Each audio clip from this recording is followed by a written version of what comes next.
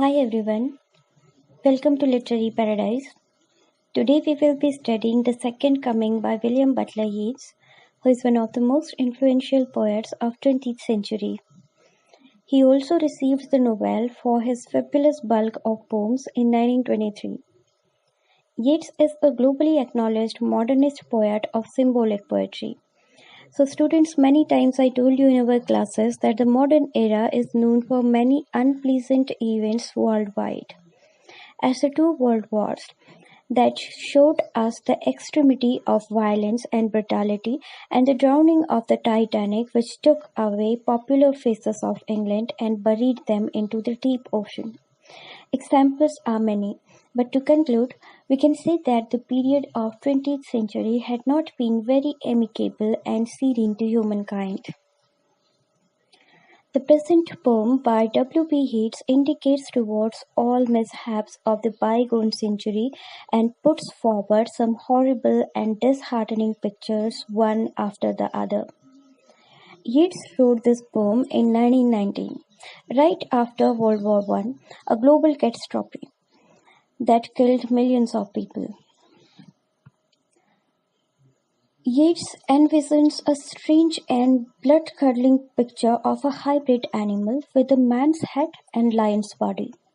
The picture offers many meanings, like it can be the animal aspect of man that is becoming more powerful now. On the other side, it can be the revelation of the next faith of human beings, which is much needed because the growing atrocities across the world show us that the faith has lost its grip on human heart, which has become too hard to absorb the soothing drops of religion. The poem is written in blank verse and it's divided into two stanzas. Let's see the poem now. Turning and turning in the widening gyre, the falcon cannot hear the falconer. Things fall apart, the center cannot hold, mere anarchy is loosed upon the verge. The blood-dimmed tide is loosed, and everywhere the ceremony of innocence is drowned. The best lack all conviction, while the worst are full of passionate intensity. See, gyre refers to a circle, wheel, or something spiral. The first phase of this stanza exposes the spiral and a devastating order around which the things are revolving. The falcon is a cunning and sharp bird. Here, falcon refers to the modern man who has become greedy and violent by participating in a blind race of materialism to gratify his unquenchable desires. Ever since this pet falcon has discarded the authority of its owner, it has started revealing its wild habits. Similarly, the modern man has lost his faith, and consequently, he too has started showing his bleak and darker sides. As the wild falconer cannot hear the call of his owner, in the same way, the modern man cannot sense the presence of his creator. Look at the third line. It says things fall apart. This is one of the mightiest lines to denote the horrors of the modern age. I would like to tell you that a well-known Nigerian novelist, Chinua Achebe, has taken this line as a title for his novel. So things have fallen apart because the center could no longer hold them intact. Of course, nothing is more valuable than the individual today. Everybody has chosen his own way to live. There is no common faith, tradition, or culture which holds more significance than the individual. In such a disappointing condition, the order has become anarchic and chaotic. The blood-dimmed tide denotes the extremity of cruelty that Yeats can sense everywhere in the world. Ironically, the ethical order of justice has also been reversed, as the innocent rituals have drowned in this bloody tide. The noble hearts are dormant and just meek watchers of this scary tide of savageness, and the cruel minds have become more passionate following their greedy instincts. Let me bring an important fact to your notice that Yeats was deeply influenced by the Vedantic philosophy. Many of his poems echo the voices of Vedas, Upanishads, and Gita. The significance of this poem's title becomes clearer after this gloomy description of deaths and decline. Most scriptures state that before resurrection and incarnation of God, sin reaches to its highest peak. As Lord Krishna in Bhagavad Gita says, whenever dharma, that is, faith, is on the decline and adharma means lawlessness and injustice is on the rise, I incarnate for the protection of seekers and destruction of evildoers. I'll incarnate in every era. Here, considering this situation, Yeats is of the view that the second coming is surely at hand. The first coming refers to the birth of Jesus Christ, thus the title refers to Yeats yielding for the second arrival of God so that the humanity can be redeemed. Hence, the second coming prophesies a new religion coming into existence. But the origin and development of this religion is likely to go on a different way than the ancient religions in human history. It will begin with a revolution and contain fierceness inside it. Many of our scriptures manifest the incarnation of fire gods. In Hebrew, Zeus, Hera, Poseidon, Calypso, and in Hindu, Rudra, Kali, and Narsimha are some of the best examples of extreme gods who transformed into terrible and violent forms to eradicate sinful operations out of this world. In this context, Yeats is forecasting the arrival of a new Messiah, powerful enough to restore a new world order. Now quickly move on to the next stanza. The stanza goes like, surely some revelation is at hand. Surely the second coming is at hand. The second coming. Hardly are those words out when a vast image out of Spiritus Mundi troubles my sight.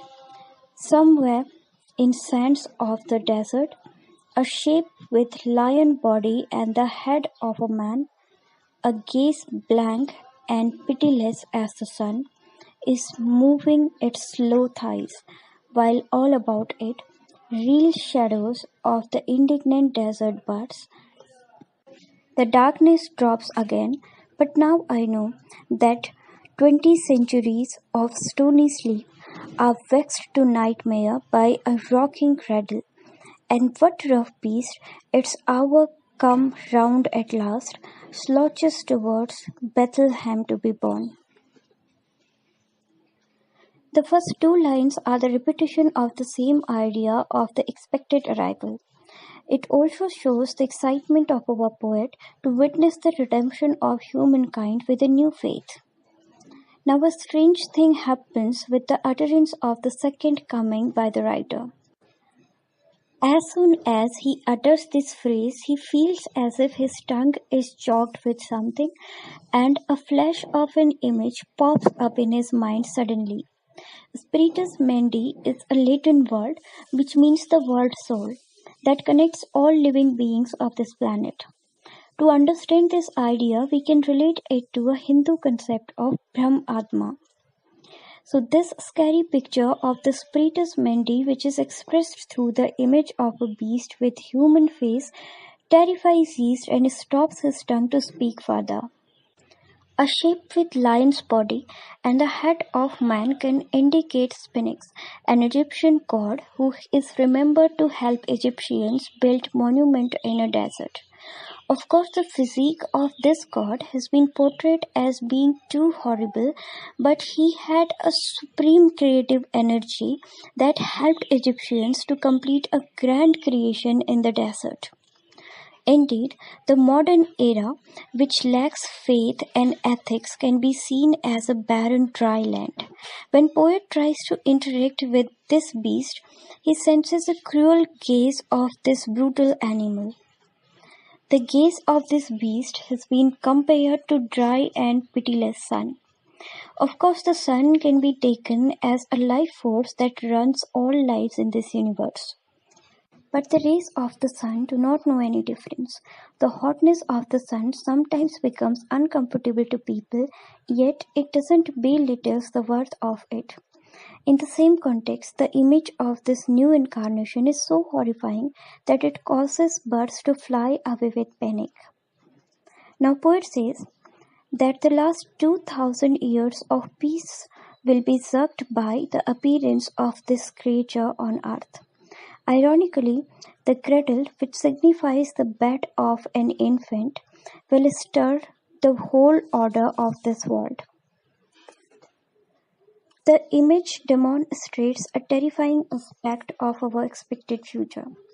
Yeats depicts this beast slouching towards Bethlehem, which feels more threatening and menacing than hopeful and promising.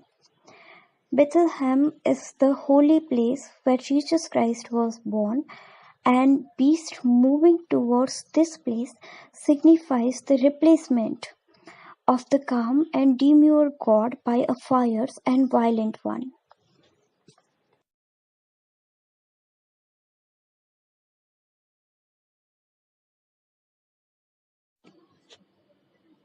Hi students, I'll talk about Sailing to Byzantium today, which is a skillfully framed poem by William Butler Yeats.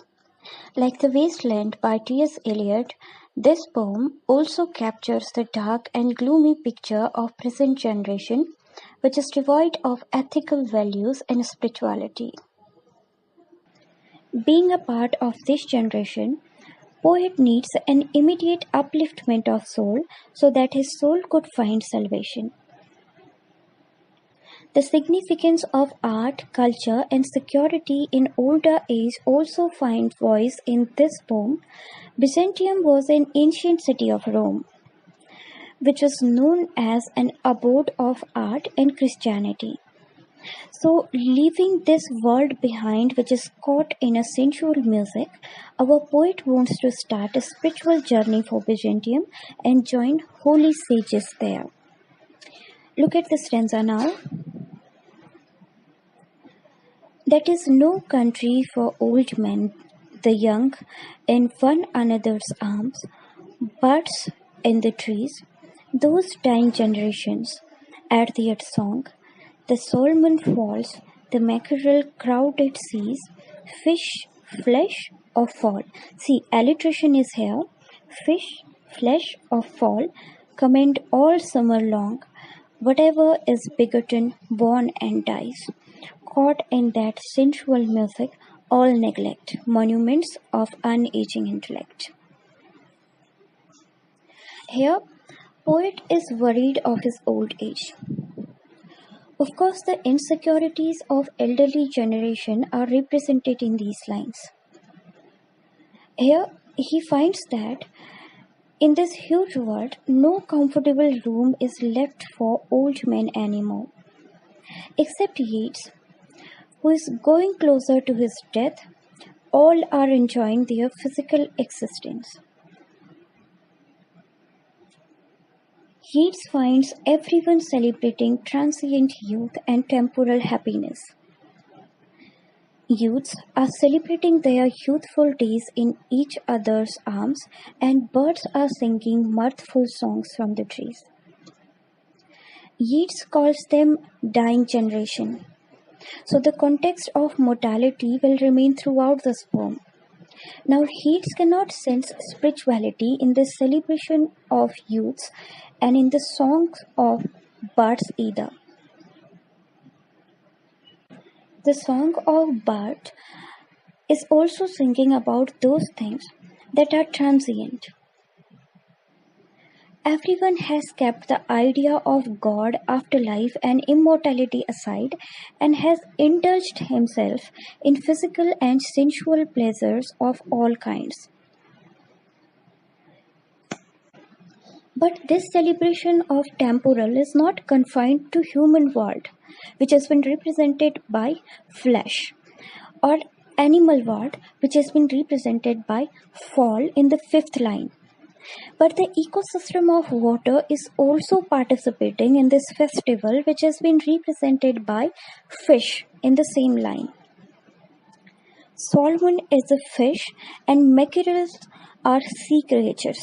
This poet says that all creatures of water, sky, and soil are singing for temporality of material things. Obviously, all these creatures are destined to share their part in the life cycle in which a being is destined to be begotten, means to take birth and to die. See, while reading W.B. Yeats, we must remember a fact that Yeats was influenced by the Hindu philosophy as well. You must have heard such lines in Bhagavad Gita, wherein Lord Krishna preaches about the immortality of soul and says that our death is just a decay of our physical body. The soul transmisses from one body to another, so it's like putting on a dress, use it and change it when it gets tattered. Monuments of unaging intellect refers to the eternal properties of our mind and soul. Indeed, the arts, literature, and other achievements can be taken as immortal as they do not die when their creator dies. These eternal arts cannot be designed by those who lack spiritual insight. Such timeless works have capacity to enlighten worldly souls, but they are neglected by the majority of generation who has preferred to listen sensual music only. Look at the next stanza now. An aged man is but a paltry thing, a tattered coat upon a stick, unless soul claps its hands and sing, and louder sing, for every tatter in its mortal dress, nor is there singing school, but studying monuments of its own magnificence. And therefore I have sailed the seas and come to the holy city of Byzantium. See, this stanza puts forth Yeats' personal insecurities about his age. But it also presents a harsh reality of human existence as well. Old age, though not desirable, but is inevitable to everyone. Paltry means worthless or trivial. These words denote insignificance of old age over the entire lifespan of a human. People treat elderly men as worthless to them. Now, to make his idea clearer, Yeats uses a metaphor of a scarecrow. You might have seen scarecrows in farms. Actually, to save their crop from birds and animals, farmers make scarecrows. It looks very funny when we look at its appearance. So the structure looks very awkward with a strange appearance and loose clothes heaped on it. Well, by comparing the physique of an old man with such a scarecrow, Yeats is apparently expressing his agonized condition due to the suffering of his old age. But every disease has its remedy, so Yeats has also presented a remedy for this intolerable existence of his life. Though an old man's existence is not better than a scarecrow dressed in a tattered or damaged coat, yet still there are things which can soothe him even at this part of his life.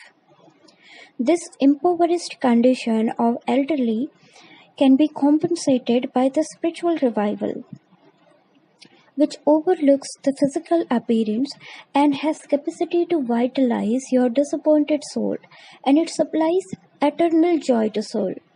which will make you wave your hands in open air and sing with spiritual pleasure poured inside you.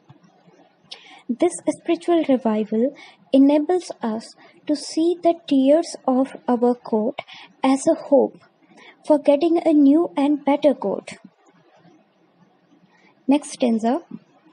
O sages standing in God's holy fire, as the gold mosaic of a wall, come from the holy fire, burn in a Jaya, and be the singing masters of my soul. Consume my heart away, sick with desire, and fastened to a dying animal. It knows not what it is, and gather me into the artifice of eternity. See, Yeats is pining for the deliverance of his soul from the shackles of his physical body. Many scriptures look at death as a gateway to another life, which can be a rebirth or afterlife. It's a common belief that soul experiences spiritual ecstasy when it lives with the Almighty, and it happens when the soul releases itself from the circle of nature. Circle of nature drives our soul to continuous births and deaths. This cycle can be broken with the noble deeds, and breaking of this cycle means achieving deliverance of soul, which is called salvation in Christian, nirvana in Buddhism, and moksha in Hindu. Here Yeats, who is anxious about his life, cultivates the idea of moksha or salvation.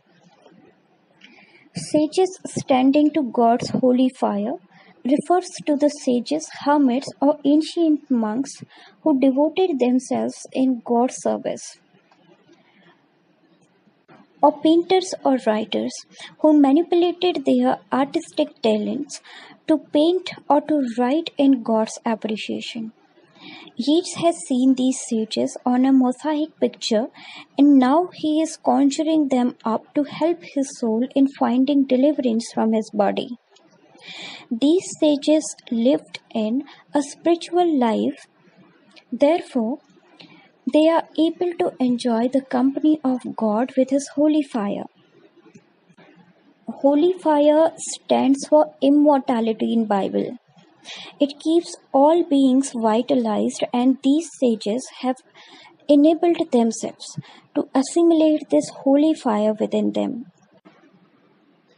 To get rid of the utter disappointment Yeats has been feeling, he invokes sages and pleads them to come out of the holy fire and shake his soul to its deepest ends. Burn and Jaya are frequently found images in Yeats' poetry. Both stand for spiral movements. He wants these sages to descend from heaven in his heart in a spiral motion and move it loudly, so that he could feel the surges of spirituality. This is how Yeats is praying for a spiritual revival of his soul. The agony of Yeats can be understood by the fact that Yeats is not asking God for a gentle revival of his soul. He wants a strict and a harsh treatment with his contaminated soul. Now, Yeats wants to start a spiritual journey of his soul, which should be guided by those who have mastered this adventure, means the sages. As the sages are some highly spiritual souls who can teach Yeats to sing the songs of eternity. See, Yeats doesn't want to sing the songs of a dying generation. His songs belong to the eternity. As I told you that for the upliftment of his contaminated soul, Yeats is ready even for a harsh treatment with him. So he suggests sages to have no mercy on his corrupt soul, which has been seduced by the shallow and transient physical desires. He expresses his contempt with his physical existence spoiled by selfish bodily desire by using the phrase dying animal. So his situation is no better than a selfish dying animal who wasted his entire life in gratifying his bodily needs. Of course, our scriptures also say that a man who has overlooked the cultivation of spiritual values is like an animal.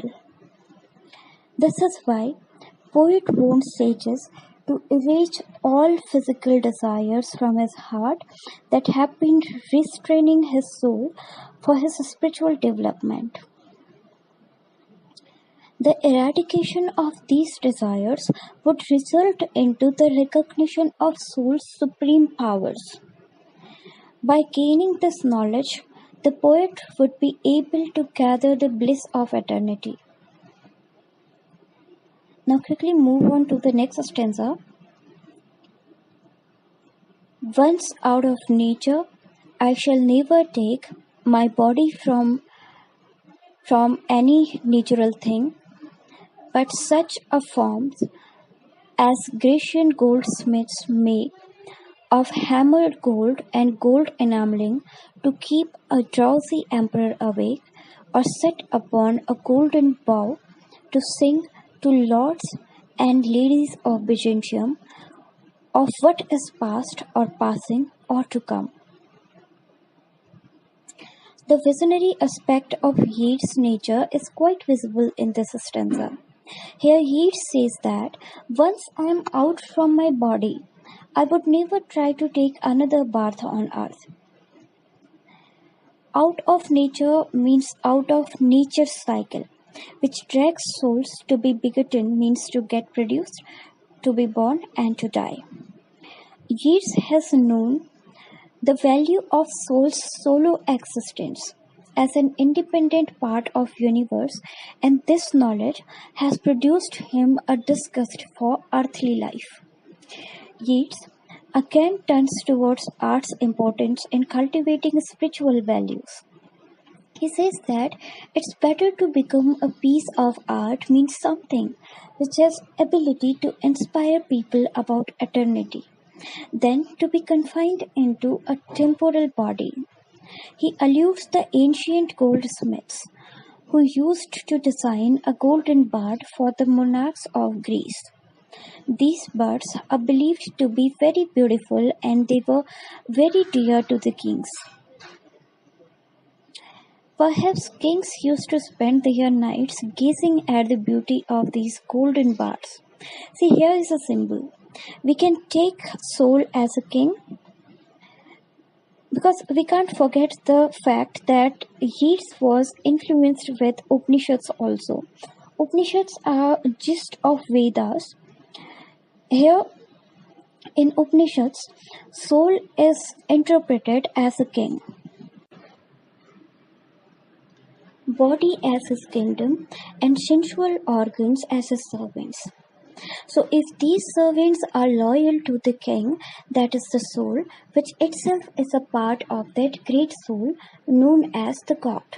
So, if these servants or senses remain loyal to soul or to God, they will help in the upgradation of soul in the record book of God. While on the other side, if these servants become loyal to body, they will surely ruin that soul. Hence, we can say that in this stanza, king refers to soul, and the golden bird that keeps the drowsy emperor awake means the soul which is sleepy and becoming unconscious of her actual worth would be continuously alarmed by this bird. Thus, we can say that instead of taking birth as a mortal being on this earth, poet wants to become something like this golden bird that can inspire others for their spiritual development. So leaving this mortal world of dying generations behind, poet wants to sail to Byzantium, a city which symbolizes eternity in this poem, wherein like this golden bird, he would inspire others to achieve eternal bliss with his gifted sight to see past, present, and future. This is because the soul exceeds all the limits of physical when it mingles with the Supreme Soul. It's the highest stage of spiritual revival, which supplies godly qualities to a soul. So, this quality to transcend time and power to journey across all time zones is the consequence of this great collision of soul with the Supreme Soul.